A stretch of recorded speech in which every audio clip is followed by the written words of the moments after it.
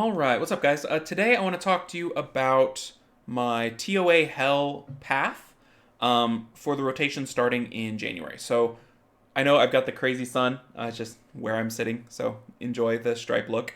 Um, I do TOA Hell 20 star every month, no matter what. I think the rewards are too good, and the amount of time invested it takes is lower than TOA hard to me. It's mostly manual. Every once in a while you can auto a little bit, but I think the rewards are just too good. And so what I'm trying to do every month is get the smoothest path to 20 star I can. That might mean a 1-star level here, a 2-star level here, a 3-star level here. As soon as I hit 20, I stop. I went to 22 this month because level 8 seemed easier with all 3 stars than with 1 star, so I did it. So let's take a look. So stage 1 is this, the Lima, and I did it like this. So let's see if I can blow up this picture here. So I used Tyrone, Dark Homunculus, Carnal, Ganny, and Bella. So Carnal can be any AoE control. The first couple stages are always fairly easy because they're slow. Chung Pung would work, Varad would work, whatever. The 2 requirements to get the 3-star, I took the 3-star on level 1, were immune to cooldown, increasing effects, and passive skills don't work. Doesn't really matter. I don't really have any passive skills other than, I guess, the Dark Homunculus. And then immune to cooldown, increasing effects, you just control it infinitely, so you don't care if they're immune to cooldown or not. So that was stage 1. Stage 2, I also did a 3-star clear. Let's see if I can... Oh yeah, we can do that. So I took a not as good picture this time, but let's see, can I zoom it in? So the requirements were applies 1 turn of immunity when the battle starts, 1 turn of silence when the battle starts. So you got to deal with both of those. So you use the Tiana to get rid of the immunity, and you use the Tetra that is faster than the Tiana to get rid of the silence. If you do those 2 things, then you just control just like normal. If you have the Tetra, I think the Tetra is the best choice there. So you could use Vero, but Tetra gives you a little bit of healing and a shield. And then I think Tiana is by far the best choice there. If you don't have a Tiana, it's sad. You kind of need a Tiana. You can try with like Clara's and stuff, but it's going to just be a headache because Tiana's way better. All right, level 3, stage 3. We also did a 3-star clear. The units I used this time were these guys. Zoom in here. So very similar, except we used the light griffin. Anytime you have a dark boss, light griffin makes your life easier because if it takes less time to kill it, then there's less problems that can happen, right? So Light Griffin speeds up the clear at the boss stage by a bunch. The main thing is on the final level, you need some sort of AoE pushback that hits more than once, so Chung Pung is perfect here, because if you hit these Moors once, they will do horrible things to you. And again, it's just a completely control them start to finish. The requirements are not too bad. Immune to inability effects, immune to cooldown increasing effects. So you can't stun it, and you can't cool them down, but you can push their bars back, and so that's what you do for forever. And this guy never takes a turn, killed by the Light Griffin. All right, stage 4, I did a 2-star clear. Let's see if we can go there. And the reason for that is that the increased attack bar by 15% each when damage received is tricky to get around, and it's just annoying. You can do it. If you're a 30-star person, you can do it. It might take a couple tries, but I don't want to do that. I just want to clear it quickly. Immune to cooldown increasing effects, again, doesn't really matter. Here's the team I used. Basically the same team as last time, except with the Fire Griffin instead, because we're dealing with a fire monster. It provides a little more bar pushback, the nice damage on skill 2, and the attack break is always nice. So very, very similar. All right, stage 5 was another 3-star clear. In general, if you can clear 3 stars as often as possible, you're in good shape. It just means you do less levels. I was a little bummed I had to do an extra level this time to get the 20-star, but yeah, it happens. Immune to cooldown increasing effects, no big deal. 25% chance of stun is great because you take all the turns, they take no stun. So this is basically working for you.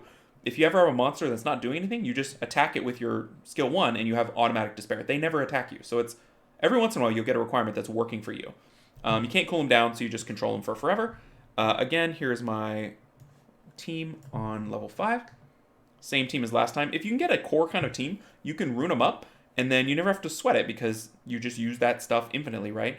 So it worked really well. Just fully control, right? All right, level 6. Another 3-star. Really happy to be able to do that. Blocks beneficial effects and immune to inability effects. So we did, and the reason for this, The Hearn is there was some crazy passives in the middle of the level. I think it was the Leica Leo Ragdoll, and you just no. You could try to control them, but it's such a pain. With this unit, getting cooldown with Ganny and Dark Homunculus, you're able to Oblivion people forever, and it just works really well. I even Oblivioned everything on the boss stage, just to make sure there was no possibility of problems. Verd took like 1 or 2 turns, and it didn't matter because he was Oblivioned, right? So this is a pretty easy stage. I would have liked to have brought the Light Griffin here, but I brought the Dark one, I thought, for the attack breaks and the bar pushback. And I probably just didn't even consider the Light one. I probably should have, though. But anyway, that was stage 6. Here's stage 7. This was one where I was sad that it was I wanted to 3-star clear it and be done, because that would have been 20 stars. But I ended up settling for 2 stars, because the 1-turn silence. I tried to bring Tetra in, and I felt like I couldn't get done when I needed to get done with Tetra, and so I had to leave her on the sideline and do immune to inability effects. So this was the team I used. A little bit different this time. Basically, the boss stage is crazy. You've got the double Vero, the double Raccoon. If anybody takes a turn, it's a really bad, because they mess up your slows, they mess up all your debuffs, your glance. So you want no one to take a turn. So I thought the Lauren, and it doesn't matter, that's a 35. I put good runes on it. The Lauren worked great, because Lauren could shore up any issues you might have during the stage. She could push back the boss, she could push back the Vero, whoever needed it, and she perma-locked the Chow. So I thought Lauren was really good here. Other than that, here's the rest of the team. I brought the light one this time. I thought maybe I would kill the Veros, but in the end I didn't need to. So I could have brought the fire one just as well, but I brought the light one. Okay. And then level 8, the last level I did to complete the clear. And this was a easy 3-star, because a 25% chance of stun, again, is a free star for you. Always take that. You take all the turns, they take no turns. If they're taking turns, you're doing something very, very wrong.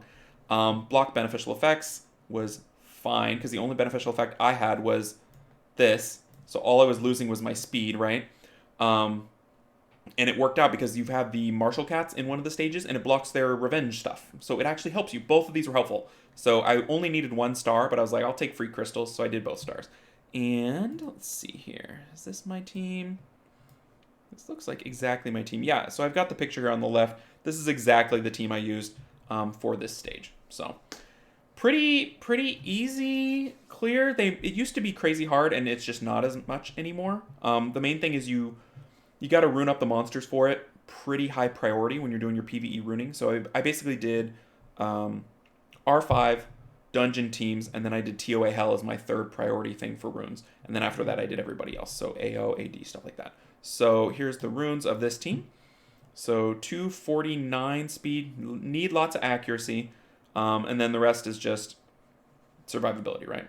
And I like accuracy sets. The more accuracy sets you can get on your monsters, the less overall accuracy you need, and they work together. And then I'd say damage received is superior, and then more accuracy on the other one. So there's him. You want him on violent, I think. Here's my Dark Homunculus. Again, an accuracy set. Additional damage. I don't know why. He doesn't really need it. And then damage received. Damage received from light, because he's going to be targeted by light quite a bit if he ever gets hit. I guess I never finished maxing the skill. I forgot about this. But you kind of need this skill maxed. It's just, you just need it.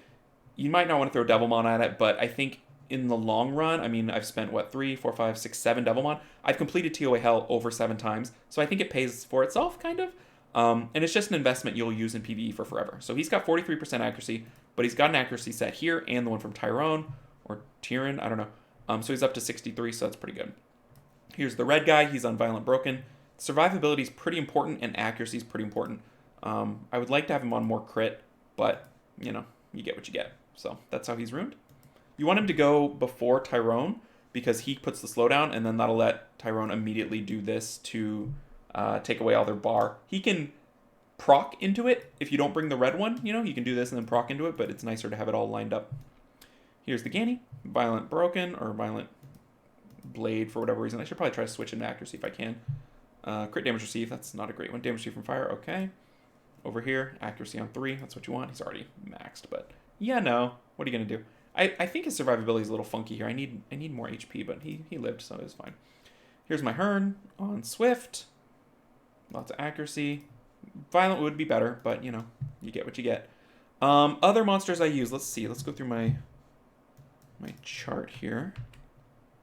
Okay, so the Lauren. We'll go look at the Lauren. So it's the 5-star Lauren from the last one. No, not you. 5-star Lauren. Where are you? Here we go. So it's just a pretty good violent set. So 250 on violent, good accuracy.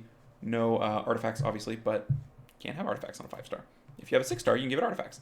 Let's see, who else? We did that. The Chung Pung we haven't looked at, so let's look at the Chung Pung. Chung Pung. So, oh, he's almost on accuracy. So sad. I need to fix that.